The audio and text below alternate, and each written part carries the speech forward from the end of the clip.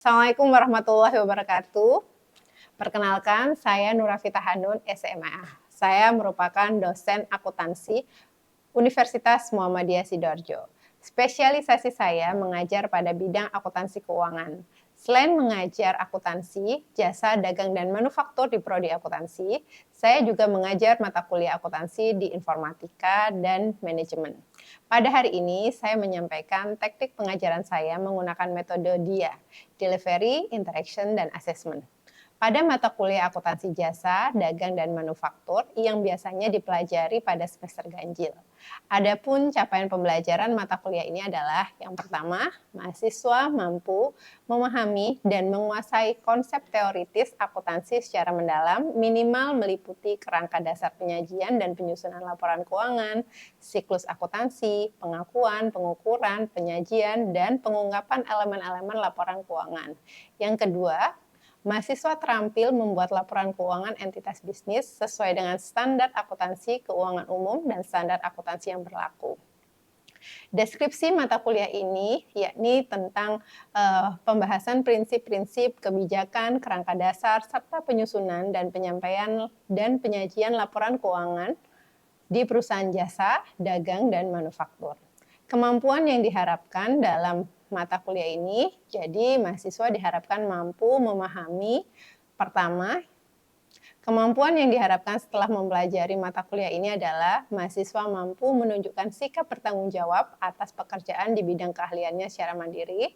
Yang kedua, menguasai konsep teoritis secara mendalam tentang kebijakan dan prinsip akuntansi, kerangka dasar penyusunan dan penyajian laporan keuangan, siklus akuntansi, pengakuan, pengukuran, penyajian, dan pengungkapan elemen-elemen laporan keuangan dan analisis laporan keuangan. Yang ketiga, yakni mampu mengkaji implementasi, pengembangan, atau implementasi ilmu pengetahuan teknologi yang memperhatikan dan menerapkan nilai humaniora sesuai dengan keahliannya berdasarkan kaidah, tata cara, dan etika ilmiah dalam rangka menghasilkan solusi, gagasan, desain, dan karya seni. Keempat, mampu menyusun, menganalisis, dan menginterpretasi laporan keuangan dengan mengimplementasikan prinsip akuntansi atas transaksi sesuai dengan standar akuntansi, keuangan umum, dan standar akuntansi yang berlaku. Adapun materi-materi yang disampaikan dalam mata kuliah ini, yang pertama yakni tentang akuntansi dan lingkungannya. Kemudian yang kedua tentang persamaan akuntansi, ketiga penjurnalan, keempat siklus akuntansi perusahaan jasa, dagang, dan manufaktur, yang kelima pengendalian internal dan akuntansi kas, keenam materi tentang piutang, ketujuh terkait dengan persediaan, 8 aktiva tetap, 9 aktiva tidak berwujud, 10 kewajiban, dan materi yang terakhir yakni tentang modal dan obligasi. Adapun rujukan pembelajaran sebagai bentuk strategi delivery proses penyampaian materi mahasiswa dengan menggunakan beberapa strategi, yakni textbook diantaranya buku yang berjudul Akuntansi Jasa, Dagang, dan Manufaktur, karya Sigit Hermawan dan kawan-kawan. Kemudian Pengantar Dasar Akuntansi 1 dan 2, karya Rudianto, serta referensi tambahan Dasar-Dasar Akuntansi, karya Haryono dan Hongren et al. Kemudian media online digunakan untuk mencari topik yang menarik untuk dijadikan bahan diskusi terkait dengan materi pelajaran. Pembelajaran mata kuliah ini juga menggunakan LMS, yakni Learning Management System, di mana rekan-rekan mahasiswa dapat mengaksesnya melalui e-learning Umsida. Nah, mahasiswa juga bisa mengakses segala bahan pembelajaran, forum diskusi, absensi, dan tugas-tugas mandiri karena setiap pertemuannya diunggah pada LMS tersebut. Strategi kedua adalah dengan case method dan collaborative learning dengan memberikan contoh kasus secara berkolaborasi terkait dengan penyusunan laporan keuangan entitas serta pemberian kuis yang dapat didiskusikan agar mahasiswa lebih semangat dan lebih memahami serta termotivasi dalam pembelajaran materi ini. Pelaksanaan asesmen dalam pembelajaran. Dalam proses ini, bagaimana cara saya melakukan evaluasi terhadap mahasiswa. Di awal pertemuan, saya sudah menjelaskan terkait dengan bobot penilaian dan mata kuliah ini, yakni pertama, kehadiran dengan bobot 12,5%, kemudian partisipasi aktif mahasiswa, yakni 12,5%, kemudian tugas besar 25%, Ujian tengah semester 25%, ujian akhir semester 25%. Selanjutnya, saya akan menampilkan proses pengajaran yang saya lakukan pada mata kuliah akuntansi jasa, dagang, dan manufaktur secara tatap muka. Selamat menyaksikan dan terima kasih. Wassalamualaikum warahmatullahi wabarakatuh. Oke, teman-teman. Bismillahirrahmanirrahim. Assalamualaikum warahmatullahi wabarakatuh.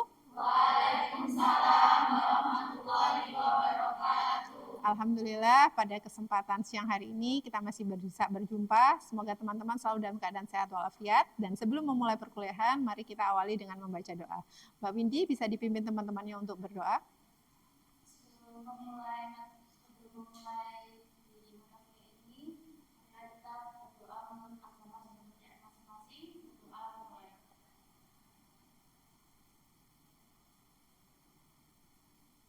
Doa selesai. Amin. Oke. Teman-teman, ini kita sudah masuk kepada minggu ke-11, di mana minggu kemarin kita sudah membahas terkait dengan apa itu akuntansi keuangan pada perusahaan jasa, dagang, dan manufaktur. Nah, pada kali ini kita akan membahas tentang aset gitu ya. Apa itu aset? Teman-teman pernah dengar istilah aset? Pernah? Pernah. Oke. Bisa saya dikasih contoh aset itu apa misalnya? Gedung, kemudian tanah, kemudian mobil. Tadi ke kampus naik apa? Naik motor? Nah, naik sepeda motor. Motor termasuk aset tidak? Ya, betul ya. Teman-teman sudah bisa menjelaskan aset.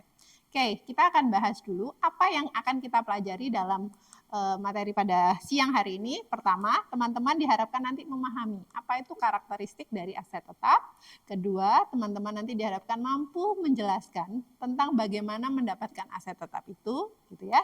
Dan bagaimana perhitungan perolehan aset tetap.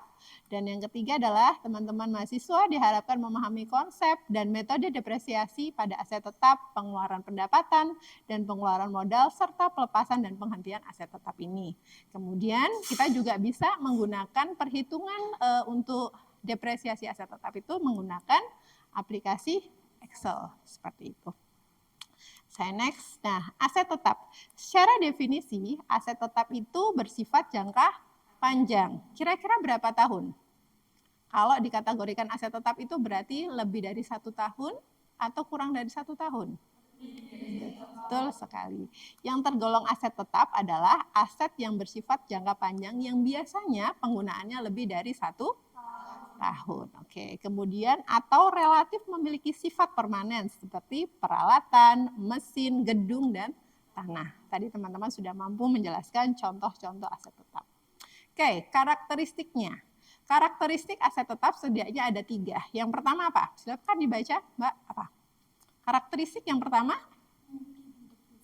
Oke. Yang kedua, dimiliki dan digunakan oleh perusahaan dalam kegiatan operasi. Oke, betul. Yang ketiga? Tidak dimaksudkan untuk dijual sebagai bagian dari kegiatan operasi. Nah, oke, betul sekali. Kita bahas yang pertama. Karakteristiknya adalah memiliki bentuk fisik. Kalau dia dikategorikan sebagai aset tetap, maka dia harus bisa terlihat sama mata kita. Ada bentuk fisiknya. Betul? Karena kita nanti beberapa pertemuan ke depan akan membahas aset tidak berwujud gitu ya. Jadi kalau aset tetap ya kelihatan fisiknya. Gedung kan kelihatan toh bangunannya ya. Mobil kelihatan fisiknya. Tapi kalau misalnya saya bilang saham gitu ya. Kemudian merek, hak cipta, kelihatan enggak ya? Nah, tidak terlihat. Kalau tidak terlihat fisiknya, maka dia nanti bisa dikategorikan sebagai aset tidak berwujud. Yang kedua, dimiliki oleh perusahaan dalam kegiatan operasi. Aset tetap biasanya digunakan untuk operasional perusahaan. Misalnya bangunan, yang dimaksud dengan bangunan aset tetap adalah ya untuk kantor, untuk pabrik gitu ya, gudang, seperti itu. Itu kan untuk operasional perusahaan. Tapi kalau misalnya dia punya tanah, tapi tidak digunakan untuk operasi, untuk investasi, maka dia nanti terkategori di investasi. Gitu. Paham ya teman-teman? Oke, yang ketiga ya, ini tidak dimaksudkan untuk dijual sebagai bagian dari kegiatan operasi. Jadi aset yang dia miliki memang digunakan untuk operasi sehingga menciptakan laba atau keuntungan bagi perusahaan, gitu ya. Dan dia tidak dijual. Berikutnya, biaya perolehan aset tetap. Untuk perolehan aset tetap itu mencakup seluruh biaya yang dikeluarkan. Misal saya tanya, Mbak mau beli tanah. Kalau mau beli tanah, apakah hanya mengeluarkan uang untuk beli tanah? Tidak. Apa aja misalnya biaya yang dikeluarkan untuk beli tanah? Kira-kira. Butuh untuk balik nama? Iya. Oke, butuh untuk notaris? Iya. Kemudian apa lagi kira-kira? Dan biaya pajak-pajak lainnya gitu ya. Betul. Nah, itu yang disebut sebagai biaya untuk memperoleh aset. Sama ketika kita beli mobil gitu ya, atau teman-teman beli motor. Beli motornya 20 juta, apakah bisa langsung dipakai? Belum tentu ya. Kadang teman-teman harus ngurus STNK ya kan? Biaya balik nama dan biaya-biaya yang lainnya. Seperti itu. Itu disebut sebagai biaya untuk memperoleh aset tetap. Yang kedua, sebagai contoh biaya pengiriman dan biaya pemasangan peralatan. Kita misalnya beli mesin gitu ya, beli mesin untuk produksi. Nah ketika kita beli mesin itu, kita nggak bisa langsung menggunakan ya kan. Kita butuh orang untuk memasang mesinnya, kita butuh orang untuk melakukan servis dan lain sebagainya. Nah seperti itu. Kemudian saya lanjut. Ini ya, biaya perolehan aset tetap. Misalnya ini untuk gedung ada biaya honor ya, biaya honor arsitek, biaya insinyur dan sebagainya. Begitu juga dengan mesin dan peralatan, ada pajak penjualan, ongkos kirim ya. Kemudian ada pemasangan dan sebagainya. Tanah juga tadi dicontohkan sama Mbaknya. Kalau kita beli tanah, maka nanti ada pajak penjualan, ada pengurusan izin, ada biaya survei dan sebagainya gitu. Jadi kalau besok teman-teman kerja sebagai accounting di bagian pencatatan aset tetap, jangan lupa harga aset tetap itu bukan hanya harga kita beli, tapi harga-harga yang kita keluarkan untuk memperoleh aset tersebut. Sampai sini jelas? Jelas. Oke. Kita lanjut. Pengeluaran pendapatan dan modal ya. Jadi ketika kita membeli aset itu ada biaya yang kita keluarkan. Satu, apa ini? Bermanfaat? Berjalan. Yang kedua? Oke. Bermanfaat untuk periode berjalan. Berarti hanya pada periode ini gitu ya. Tapi kalau periode berjalan dan masa depan berarti dia juga bisa dua. Untuk saat ini sekaligus untuk investasi gitu ya. Kemudian nih, kalau hanya untuk pada periode berjalan, maka dia adalah pengeluaran pendapatan. Tapi kalau dia sekaligus untuk masa depan, maka pengeluaran modal. Kita lihat lagi, pengeluaran pendapatan itu apa? Kemudian ini apa? Oke, saya jelaskan satu-satu. Kalau dia termasuk dalam pengeluaran pendapatan adalah misalnya untuk perbaikan, perawatan. Saya tanya, kamu beli kendaraan gitu ya, habis itu 2 tahun, 3 tahun, kan butuh direparasi ya, diperbaiki. Apa misalnya, oh mesinnya diganti, bannya diganti, dan lain sebagainya. Perbaikan dan perawatan. Sehingga dia akan mendebit beban kan? Ya, beban perawatan kendaraan gitu ya. Nah, seperti itu. Tapi kalau dia pengeluaran modal itu dibagi dua. Apa ini dibaca? Sama? Dan perbaikan luar biasa. Oke, kalau peningkatan aset ini apa? Kemudian ini? Oke. Kategori peningkatan aset. Misalnya seperti ini, kamu beli gitu ya, beli kendaraan. Harusnya masa pakainya 5 tahun. Karena kamu tambahi gitu ya, kamu perbaiki, kamu lengkapi gitu ya fitur-fiturnya, sehingga masa pakainya lebih dari itu. Gitu ya, sehingga di sini ada apa? Ada peningkatan nilai jual aset. Yang awalnya dulu, oh nanti kalau dijual hanya laku 100 juta. Karena kamu tingkatkan, kamu lengkapi fitur-fiturnya, dia lebih naik harganya. Sehingga itu tidak dikategorikan sebagai pengeluaran pendapatan, tapi pengeluaran modal. Begitu juga dengan yang perbaikan luar biasa. Di sini dicontohkan apa? Meningkatkan? Oke. Meningkatkan umur ekonomis. Saya kasih contoh lagi. Misalnya, kendaraan saya itu biasanya saya estimasikan hanya mampu digunakan untuk 5 tahun gitu ya. Karena perawatannya bagus, maintenance-nya bagus, seperti itu. Dia bisa pakai 7 tahun. Sehingga lebih panjang kan umur ekonomisnya? Sehingga dia bisa meningkatkan nilai aktiva tersebut. Sampai sini udah jelas? Jelas teman-teman? Oke. Sekarang saya lanjut akuntansi untuk penyusutan. Kenapa sih kok aset tetap harus disusutkan? Ada yang bisa memberi penjelasan? Sebelah kanan, sebelah kiri. Kenapa kok aset tetap harus disusutkan? Perlu nggak aset tetap disusutkan, teman-teman? Menurut Anda, perlu nggak aset tetap disusutkan? Gimana? Perlu atau tidak? Aset tetap perlu disusutkan? Perlu. Oh, dia malu-malu jawabannya. Kenapa kok perlu? Mbak siapa namanya? Azila. Oh, Azila. Silakan. Azila, kenapa aset tetap perlu disusutkan? Karena oh ya, oke, bentar. Karena apa Azila? Karena apa Azila? Kira-kira. Nah, saya tanya Azila. Kamu punya motor kan? Oke. Motormu kira-kira dulu belinya berapa? Tahun berapa? 2020? Udah lama. Ya, katakan belinya tahun 2020 itu belinya 25 juta. Sekarang 2023. Apakah nilainya masih 25 juta Azila? Nah, kenapa nilainya nggak 25 juta? Karena apa? Udah pernah dipakai. Karena udah pernah dipakai kata Azila. Berarti apa? Fungsinya sudah menurun kan? Ya, fungsionalnya sudah menurun. Sehingga harganya juga akan mengalami penurunan. Supaya itu tercermin di dalam laporan keuangan sesuai dengan realitasnya, maka aset tetap perlu disusutkan. Seperti itu. Oke. Seiring dengan jalannya waktu, aset tetap selain tanah itu kehilangan kemampuannya memberikan jasa. Betul ya? Kalau motor baru, mobil baru, banter, bus gitu ya. Tapi kalau dia sudah terpakai 3 tahun, 2 tahun gitu ya, pasti apa? Kalau dipakai banter kan goyang gitu kan? Nah, karena dia mengalami penurunan kemampuan. Tapi beda sama tanah, ya enggak? Tanah kita beli 2020 500 juta misalnya. Nanti 2025, 2026 harganya masih 500 juta? Enggak. Semakin murah apa semakin mahal? Semakin mahal. Sehingga tanah itu di dalam akuntansi tidak perlu disusutkan. Kondisi tertentu ya, seperti yang di Porong, ada Lapindo. Harganya naik apa turun? Turun, karena ada peristiwa khusus gitu ya, force majeure. Tapi kalau keadaannya normal, ya dia akan tetap naik gitu ya. Tanah itu nggak mungkin dari tahun ke tahun turun. Oke.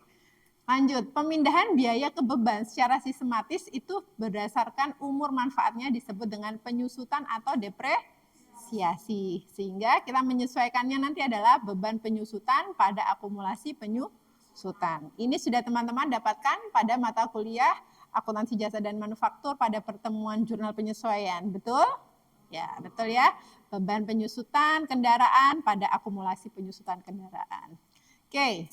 Kenapa sih kok perlu disusutkan? Tadi jawabannya adalah 1, penyusutan fisik dan penyusutan fungsional. Fisiknya ya berubah, dulu masih prima karena sering dipakai, dia sudah keropos, seperti itu ya. Nah, kalau fungsional terjadi saat aset tetap tidak lagi dapat menyediakan jasa pada tingkatan yang diharapkan.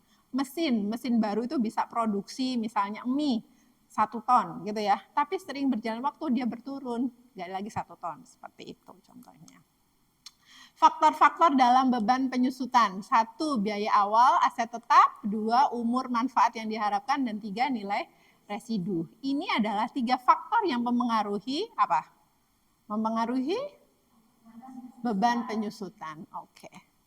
Nah, di dalam aset tetap itu kita juga mempelajari namanya metode penyusutan. Apa itu metode penyusutan? Metode penyusutan adalah estimasi yang kita gunakan untuk menghitung berapa sih biaya penyusutan yang harus kita bebankan setiap periodenya. Ada garis lurus, ada penyusutan unit produksi, ada saldo menurun berganda, gitu ya. Saya akan menjelaskan yang terkait dengan metode garis lurus. Apa itu metode garis lurus? Yakni metode yang menghasilkan jumlah beban penyusutan setiap periodenya sama atau tetap gitu ya. Untuk setiap tahun selama umur ekonomisnya. Rumusnya adalah penyusutan sama dengan biaya perolehan dikurangi nilai residu dibagi umur manfaat atau umur ekonomis. Contoh, biaya perolehan awal 24 juta, umur manfaat 5 tahun, estimasi nilai residu 2 juta. Berapa penyusutannya? Berarti 24 juta dikurangi 2 juta. Betul, ketemu? 4 juta 400. Betul. Ini selama 5 tahun ya. Tahun pertama 4.400.000, tahun kedua 4.400.000 gitu ya. Itu kalau kita membebankannya per tahun. Kalau per bulan berarti berapa? Betul sekali ya. Kalau per bulan, kamu kan misalnya menyusutkannya per bulan Bu. Ya tinggal ini dibagi 12 gitu. Paham? Oke. Oke, itu tadi serangkaian metode-metode yang sudah saya jelaskan gitu ya. Ada apa tadi? Kita flashback dulu. Aset tetap adalah apa? Aset. Oke, betul, aset yang memiliki jangka panjang. Kemudian apa lagi? Yang umur ekonomisnya pasti lebih dari 1? Betul. Kemudian apa lagi? Tadi kita belajar apa lagi? Metode, ya. Metode, karakteristik dulu. Karakteristiknya apa? Aset tetap tadi 1. Betul sekali, memiliki bentuk fisik. Apalagi yang kedua? Oke, dimiliki dan digunakan perusahaan untuk kegiatan produksi atau operasional. Yang ketiga? Oke, betul. Tidak dimaksudkan untuk dijual gitu ya. Kemudian tadi kita belajar metode. Metodenya ada berapa tadi setidaknya kita pahami? 3. Ya, metode garis lurus, metode unit produksi, dan metode saldo menurun berganda. Oke, sebelum kita tutup perkuliahan pada siang hari ini, saya beri kesempatan pada teman-teman, apakah ada pertanyaan yang mau disampaikan? Silakan. Dari sisi kanan maupun sisi kiri, ada yang mau ditanyakan? Oke, ada yang mau ditanyakan? Ya, silakan. Nama? Nama saya Lili Nur Fauzia. Lili? NIM-nya 9. Oke. Apakah semua perusahaan itu harus menyisihkan aset tetapnya? Oke, bagus. Lili ya. Ya. Ada pertanyaan bagus dari Lili. Pertanyaannya Lili adalah apakah semua perusahaan harus menyusutkan aset tetapnya? Kalau menurut teman-teman bagaimana? Kalau menurut Mbaknya namanya siapa? Hanifah. Oke, Hanifah. Menurut Hanifah bagaimana? Karena ada jangka waktu. Yang lebih keras biar temannya kan kedengaran. Setiap perusahaan memiliki aset. Nah itu kan aset jangka waktunya lebih dari 1 tahun. Nah itu perlu disusutkan. Oke, ya. Betul sekali. Jawabannya perlu, teman-teman. Jadi perusahaan itu perlu untuk melakukan penyusutan aset tetapnya. Untuk apa? Untuk mengetahui berapa sih nilai sebenarnya dari aset tersebut. Jadi kalau kita lihat di laporan keuangan itu kan ada nilai aset tetapnya berapa gitu ya. Di bawahnya ada akumulasi penyusutan. Nah, kalau kita orang akuntansi paham, oh asetnya segitu sudah disusutkan segini. Berarti hari ini nilai sisanya berapa? Sudah tahu kita. Nah, seperti itu. Sehingga kita tahu, oh nilai sisanya segini. Tapi kendala di masyarakat khususnya pada UMKM gitu ya. Kemudian sektor-sektor yang masih mikro gitu mereka biasanya belum melakukan penyusutan pada aset tetapnya. Nah inilah kita nanti insya Allah di pertemuan ke depan saya akan menjelaskan tentang aplikasi akuntansi UKM di mana nanti itu akan membantu UKM dalam menyusun laporan keuangan sekaligus melakukan penyusutan. Gitu, sekaligus dengan yang tadi di terakhir untuk aset tetap menggunakan Excel. Jadi sebenarnya aplikasi yang saya kembangkan dengan teman-teman dosen di bisnis digital itu memudahkan pelaku usaha untuk menyusun laporan keuangan. Gitu ya. Jadi pelaku usaha khususnya UMKM kan mau nggak buat laporan? Kadang mereka nggak kober gitu ya. Nggak kober, wadah Mbak, buat produk aja susah kok suruh buat laporan gitu kan. Ya, jadi nanti tugasnya teman-teman adalah melakukan pendampingan ke UKM gitu bebas, silahkan pilih UMKM di sekitar Anda untuk melakukan pendampingan menyusun laporan keuangan dan pencatatan aset tetapnya gitu.